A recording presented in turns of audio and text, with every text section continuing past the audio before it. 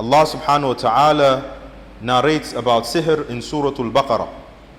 وَاتَّبَعُوا مَا تَتْلُونَ الشَّيَاطِينَ عَلَى مُلْكِ سُلَيْمَانَ وَمَا كَفَرَ سُلَيْمَانَ وَلَكِنَّ الشَّيَاطِينَ كَفَرُوا يُعَلِّمُونَ النَّاسَ. The one who practices sihr is considered a disbeliever in Allah subhanahu wa ta'ala. And as we learn from this particular ayah, Allah mentions that it wasn't Nabi Sulaiman who had disbelieved, as during his time there were those who were practicing sihr. But they didn't only practice sihr, they went as far as teaching mankind sihr. يُعَلِّمُونَ النَّاسِ. This was now where they completely went astray. And Allah subhanahu wa ta'ala described them as disbelievers. Unfortunately, we have them still in our midst till today. Some of them might even take the so-called form of people of knowledge, and you call them even malams. But what they are actually doing is sihr. They are practicing sihr. Nobody should tell you that he is a malam and he can see your future and he can proclaim things for you and he can make sure you get things. This is not in the hands of any human being. We all know, probably for a lot of us here from the northern part of the country, of a man they used to call Gobe Denisa. Right? For those who don't understand Hausa very well, it means tomorrow is too far. That the person is the one whom, if you meet with him and he prays, you know, they even change the word. They don't even say he does sihr. He prays for you. Astaghfirullah. It is not dua, it is not prayer, it is sihr he's doing. Because he will, basically he's going to converse with beings that you and I cannot see. And he will try to make something happen of not. But Allah subhanahu wa ta'ala is far greater than any of this. And that's why in the third rak'ah, the Imam recited one of the ayats that is used by the scholars to perform the ruqyah. قال موسى ما جئتم به السحر إن الله سيبطله. That Musa alayhi salatu wasalam said, and this was during his interaction with Fir'aun, when Fir'aun invited his own magicians, and then Musa alayhi salatu wasalam came and they practiced magic before him, and he said, what is this?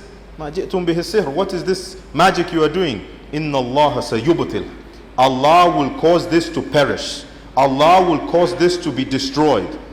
Because وَلَا يُفْلِحُ السَّاهِرُ حَيْثُ أَتَى. Verily the one who practices sihr will surely be defaced and humiliated and will not have anything of goodness. So my dear brothers and sisters, yes, we are in a society or in a world where these acts are being performed. But it is not for us to fear for any moment whatever evil that is done. Why? Because we have Allah. We have Allah, and that suffices.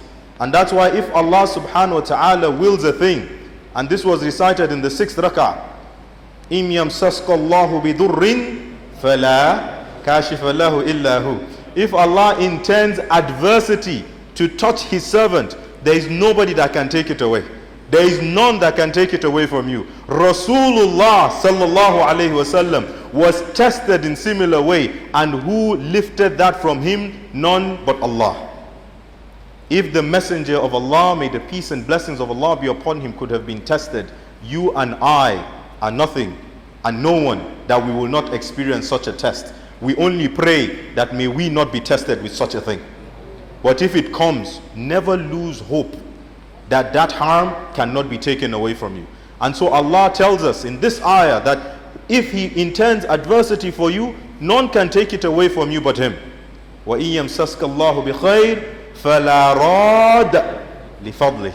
And if He intends good for you, even if everyone comes together to take it away from you, they can never take it away from you. Similar to the hadith of Rasulullah sallallahu alayhi wasallam, where he says that if the entire mankind and jinn come together أَيَّدُرُّكَ بِشَيْءٍ, to harm you with a thing, he didn't say with many things, one thing, لَمْ يَضُرُّكَ إِلَّا قَدْ كَتَبَ اللَّهُ عَلَيْكَ. They can never harm you except by that which Allah has written will come to you. And if they all come together, أَن يَنْفَعُوكَ بِشَيْءٍ, to benefit you with one thing, they will never benefit you in that thing except what Allah has also written for you as well. رُفِعَتِ الْأَقْلَامُ وَجُفَّتِ الصُّحُفُ. The pens have written and the inks have dried. أقول قولي هذا واستغفر الله لي ولكم والسلام عليكم ورحمة الله وبركاته.